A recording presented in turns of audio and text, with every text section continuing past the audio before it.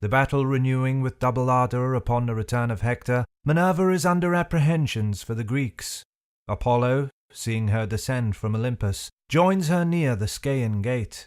They agree to put off the general engagement for that day, and incite Hector to challenge the Greeks to a single combat. 9 of the princes accepting the challenge, the lot is cast and falls upon Ajax.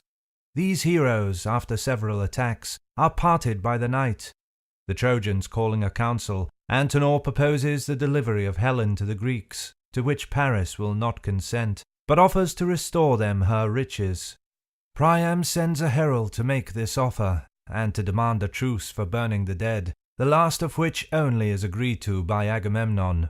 When the funerals are performed, the Greeks, pursuant to the advice of Nestor, erect a fortification to protect their fleet and camp, flanked with towers, and defended by a ditch and palisades.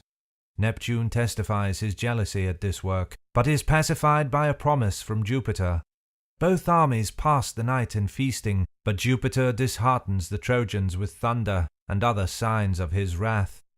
The 23rd day ends with the duel of Hector and Ajax. The next day the truce is agreed. Another is taken up in the funeral rites of the slain, and one more in building the fortification before the ships.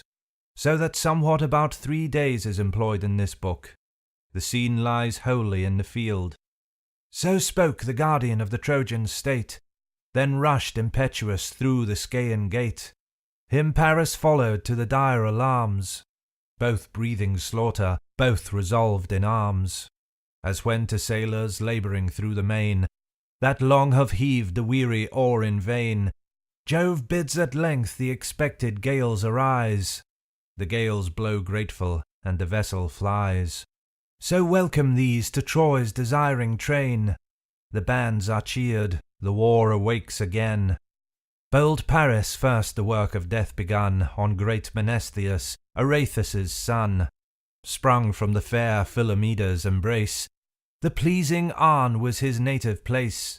Then sunk Ilonius to the shades below, beneath his steely casque he felt the blow, full on his neck from Hector's weighty hand, and rolled, with limbs relaxed along the land. By Glaucus' spear the bold Isthmus bleeds, fixed in the shoulder as he mounts his steeds. Headlong he tumbles, his slack nerves unbound, drop the cold useless members on the ground. When now Minerva saw her Argive slain, from vast Olympus to the gleaming plain fierce she descends, Apollo marked her flight, nor shot less swift from Ilion's towery height.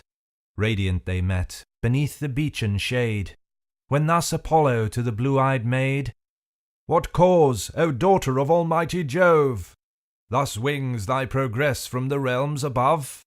Once more impetuous dost thou bend thy way, to give to Greece the long-divided day? Too much has Troy already felt thy hate, now breathe thy rage, and hush the stern debate. This day the business of the field suspend, war soon shall kindle, and great Ilion bend. Since vengeful goddesses confederate join to raise her walls, though built by hands divine."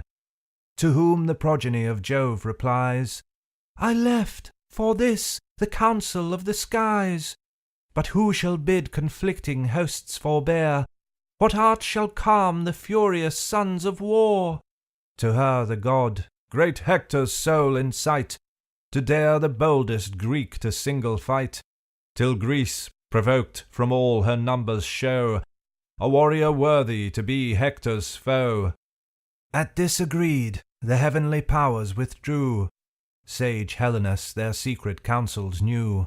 Hector, inspired, he sought, to him addressed, thus told the dictates of his sacred breast. "O son of Priam, let thy faithful ear receive my words, thy friend and brother hear. Go forth persuasive, and awhile engage the warring nations to suspend their rage. Then dare the boldest of the hostile train to mortal combat on the listed plain.